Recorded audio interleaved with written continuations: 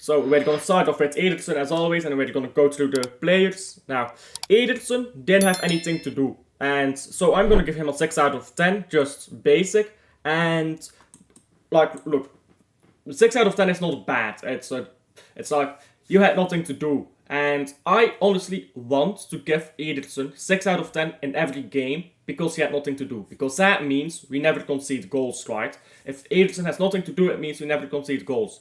That's a good thing. So 6 out of 10 for Ederson. Not his fault, just didn't have any job to do yesterday. So yeah, that's just fine. But I can't give a high rating when you literally do nothing in an entire game. Not his fault, but again, can't give a high rating for it. Let's go over to Gvardiol then. Now, Gvardiol was one of the better players, I think. But, I mean, I'm always going to be harsher when we're playing against a team like Southampton than if we're playing against Liverpool on the players. So, winning 1-0 against Liverpool, none of these players should be below 7 unless they played really badly. Winning like this against Southampton, none of these players are going to be above 7.5 unless they played really, really, really well. Which, spoiler, none of these did. So, Gvardiol, yeah, we won. He made some good defensive actions. And, again, it's not Ipswich, Southampton. So, sure, he did those defensive actions and stuff. He got the ball when it mattered, but that doesn't exactly mean that he was great by any means. And when I look at him going forward, so there are a few too many times where I was like, release the ball, and he just waited. By the time he released the ball, it was just easily blocked and put out for a throw-in or a corner, which just wastes a chance because we all know Man City on corners is pathetic anyway, so there's no point trying to farm corners. So Gvardiol could have been better, but was already one of our best players, so I'll give him a 6.5. That's really the best I can give him for this performance against Southampton, 6.5 out of 10. Now, Ruben Dias defended really well on a few moments. I don't like how high up he plays on the pitch. Like, Ruben Dias, I shit you not, he's playing over here, bro. I know that is coming from Pep, not Ruben Dias just being stupid. I know. Pep Guardiola tells him to be there. I just don't like it. Like simple as, I just don't like it. But that's not really a fair way to criticize Ruben Dias for. He still came back when he had to, did the defending that he had to do, but that's about it. It's not like he did anything excellent. It's not like that. He wasn't terrible, so I'm not gonna give him a 6. But I can't give higher than a 6.5 here. He didn't have much to do either. Like, maybe let's put it like that. He didn't have much to do, so it's not like I'm giving him a 6.5 because he was poor. It's because he didn't have much to do, which I think is fair. I think that's fair. Akanji, Did Akanji do anything that game? I can't actually remember Akanji doing anything, if I'm being honest. Now, it's the day after, of course, so normally I record these on the day of the game. I recorded this the day after this time, but I can't actually remember Akanji doing anything. 5 out of 10, I suppose. Proper ghosting. Then we'll go over to Rico Lewis. And listen, Rico Lewis just needs to learn how to be in position, bro. There was again a time when Southampton was going forwards and Rico Lewis was not tracking his runner. And I can't remember when it was, but he was pretty much on the player that Akanji should have been with. I remember this. Akanji should have been with a player in the box. Rico Lewis was on him instead, and Akanji was standing between Ruben Dias and Rico Lewis doing nothing. And Lewis, in moments like that, Akanji doesn't have eyes on his head, yeah? That's Rico Lewis's fault. Rico Lewis has to go to the man by the far post and say, Akanji, behind you. Because, again, Akanji doesn't have eyes on on the back of his head. So, that's a communication mistake by Rico Lewis.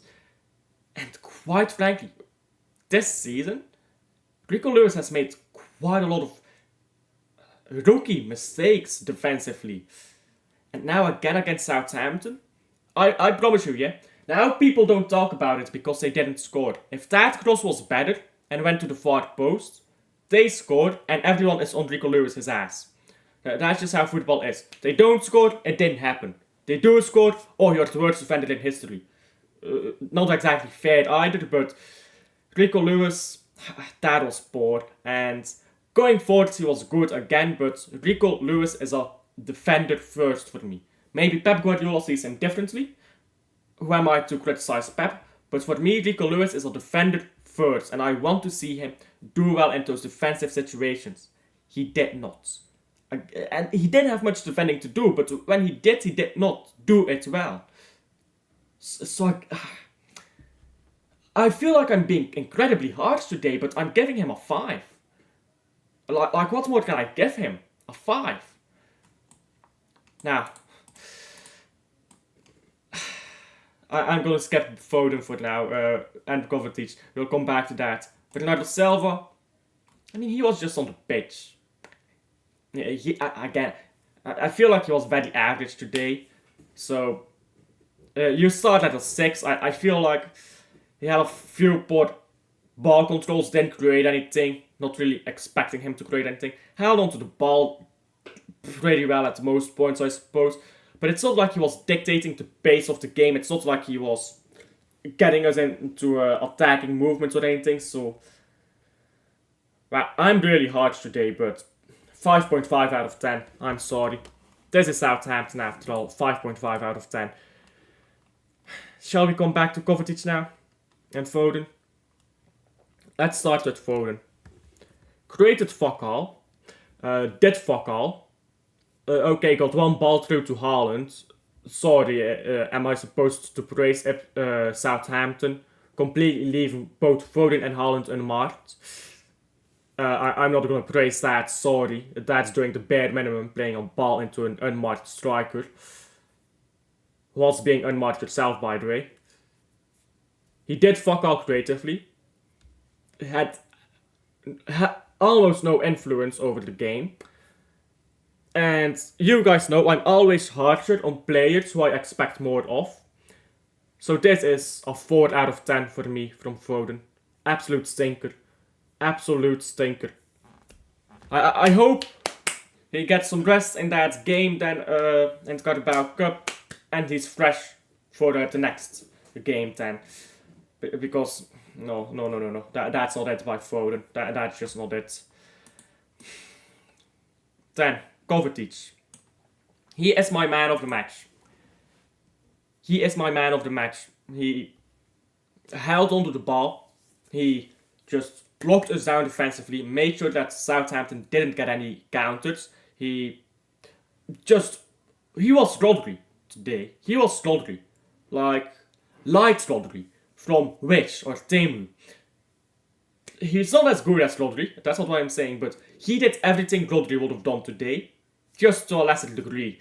He stopped counters, he controlled the pace of the game, he held onto the ball, he got us forwards a few times. It's not like he was creating, but he got us forwards, drove us up the pitch. He is my man of the match, so I will give him 7.5 out of 10. 7.5 out of 10, because he wasn't stellar, and I can't give more than that, but 7.5 out of 10 to Kovacic, my man of the match for today. Then I'll go over to Nunez first. Let's start with the good first, and then we'll go over to the bad. Matheus Nunez, good cross into the box for Haaland. He ran the show in the first half, or at least in the first 30 minutes. For that first 30 minutes, I'd honestly give a 8.5 out of 10. But I felt like he just faded out of the game slowly after that. So, like in the last 10 minutes of the game, he might as well have not been there, I think. I'll give him a 7 out of 10. Because he was so good in that first half, I can't give him lower than a 7. But in the second half, he was just not there. We were just... whenever we moved the ball into him, he did a Grealish. And listen, I don't care what Pep thinks of Grealish, yeah? I think it's boring. I think it's lame. and I think it's an outdated tactic. Worked great in the treble season, everyone's figured it out already, so I'm not interested in that stuff anymore. I'm more interested in Grealish midfield at this point, because he's cooked for England in midfield. So Nunez, great start to the game, but just, he wasn't dead by the end of it, so I can't give more than a 7. And again, if I'm being harsh, I'm being harsh, but this is Southampton, and we only won 1-0 at the Etihad, so I think I'm allowed to be a little bit harsh. Now, Erling Haaland, for anyone who wants to tell me, oh, he scored the winner, a donkey can score the winner, bro. He slipped. He did not intend to hit that ball. He fell on his ass, that ball hit him and went into the net. He did not intend to score that, bro. He did not even intend to hit that. He just slipped and it went into the net. That's like luck 101. Now, I celebrated that goal, of course, because sometimes you just need to get lucky to get an early goal. Fair enough. But what else can you say than it was lucky? And Haaland missed a tap in. He missed a header on empty nets. Because Ramsdale was on his ass. You could see Ramsdale. He was looking at Haaland. And he was like... just look at his face from Ramsdale. He was like... Fuck. I'm gonna get fucked off from even Southampton. That was what Ramsdale was thinking. Haaland was like... Yeah, let's move this ball to the fucking space. Armstrong was on the pitch for Southampton, by the way. You think Haaland and Armstrong could, like, make a space program together? The Southampton player and Erling Haaland? Because they keep sending the ball to space, bruv. Not good at all today, finishing-wise. Ball through from Foden. Unmarked. Completely unmarked Haaland. Foden was unmarked, so the ball into him was perfect. And what does Haaland do? 1-on-1. He bottles it. He bottles it. Now, if he scored that tap-in, or the header, or the last chance on open net, I would have said, okay, you missed 2, you scored 2. Fair enough. That's not what happened today. I can't give more than a 3 out of 10. And that's me being lenient. That's me giving him +1 for scoring to win it, because realistically it's a 2 out of 10. You could give this a 0 out of 10, because he did fuck all in build-up wise. I am not surprised if anyone gives Haaland a 0 out of 10 for this game. Quite frankly, you've got to remove your bias, right?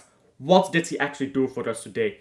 Didn't drag any defenders, didn't create anything. Okay, that's maybe not what you expect from him, but it's still something that you can look up on. He scored a goal by accident. He missed a tap in. He missed. That's the story of his game, bro. He missed. So him scoring the winner, I'm not giving him more than a 3, bruv. I'm not giving him more than a 3 out of 10. Now, Savinho. Man City fans, I'm just gonna tell you this, yeah? Savinho is gonna be the best winger in the Premier League, either by the end of this season or by the end of next season. He is different. However, when he plays a bad game, you've got to fucking admit it. Because I went into a few streams where people were sucking off Savinho because he kept getting past his fullback. It doesn't matter if you get past your fullback if you run the ball out of play afterwards. Or if you run the ball into traffic and lose it. Which is what Savinho did all game long. He got 2 crosses off. Outside of corners, he got 2 crosses off. Fair enough, Haaland should have scored one of them, but he was bored. I remember that moment where he took on one of the defenders from Southampton. He got past him. Haaland was on his left in the box, and there were 2 defenders ahead of Savinho. They had forgotten about Haaland, bro. They forgot Haaland existed. Instead of passing to Haaland here, Savinho, being desperate for that first goal, clearly walks straight into the defenders and loses the ball. Like, bro, I understand you. Oh, he took on his fullback. Oh, he cooked this guy. It doesn't matter if you don't do the right thing afterwards. This is the thing, right? You can lay 1,000 bricks and you're going to be like, wow, you're a really good home builder. You put 1,000 bricks. If you fuck up the roof, the house is still shit, isn't it? So, what Savio did is he placed the bricks and he fucked up the roof. So it was still shit. This is the same stuff that Timo Werner does, and I'm not comparing Savio to Timo Werner to be clear there. This is the same stuff that Timo Werner does, that Darwin Núñez does. Sure, they look great, but when you actually dig it, that was not a good performance by Savio. It was just greedy, desperate for a first goal.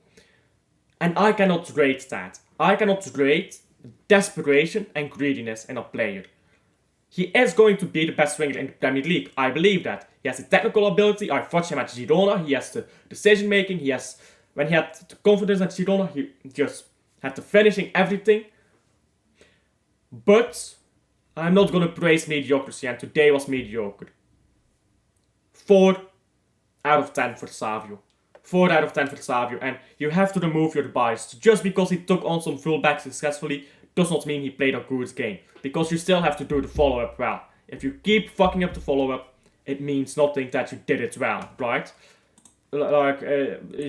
Okay, I took on a fullback. Doesn't mean anything if you fuck up the full follow-up. Again, maybe I'm being harsh today, but it's Southampton that we played against. And I feel like Southampton, I'm allowed to expect my team to do a bit more. That was needlessly stressful, that end of the game. Like, I'm going to be honest, I was needlessly stressed out at the end of the game. That should have been a lot more comfortable. Now, the players were tired by the end of that game. No doubt, partially the fault of Rodri injury, Oscar Bob injury, De Bruyne injury, Doku injury, and Grealish injury. I'm going to give Pep a higher rating. I'm going to say 7.5 out of 10. He did everything he could with the resources he had.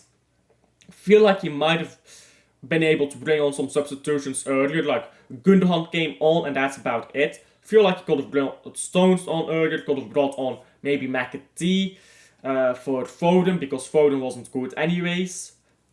But Pep decided to wait, and I'm guessing the reason is we're just going to go full youth team into Carabao Cup. Everyone is going to get a week break. They're not even going to go to training. I'm going to bet they're not going to go to training, and if it is training, it's probably going to be super light. They're not going to have any heavy training into the upcoming week. And then, when we go into the Bournemouth fixture next, or is it the Brighton next, I'm not quite sure. We'll be better rested, hopefully. That's the idea at the very least. That's what I'm hoping for. So, unfortunately, I think we're going to go out of the Carabao Cup against Spurs because we're resting the youth, or playing the youth players, but it is what it is. I did say we should have bought like Zubimendi or Bruno Fernandes, give me right, in the transfer window. I did say, oh, maybe you should get a backup striker and maybe get a right back. I suppose I'm crazy, but at the end of the day, look at it, Pep. Your squads, you like your small squads. Now you got injuries and now you can't cope. That's besides the point though. We're still gonna win the league title, but I prefer winning the Carabao Cup on top of a league title, you know? Because Liverpool currently has 10. I want 11. I want to have more than Liverpool, you know what I'm saying, but I've really gone off topic now. Thank you for watching to the end. Like and subscribe if you haven't already. Tell me down below what you think, yeah? And I'll see you guys on the next one. Bye.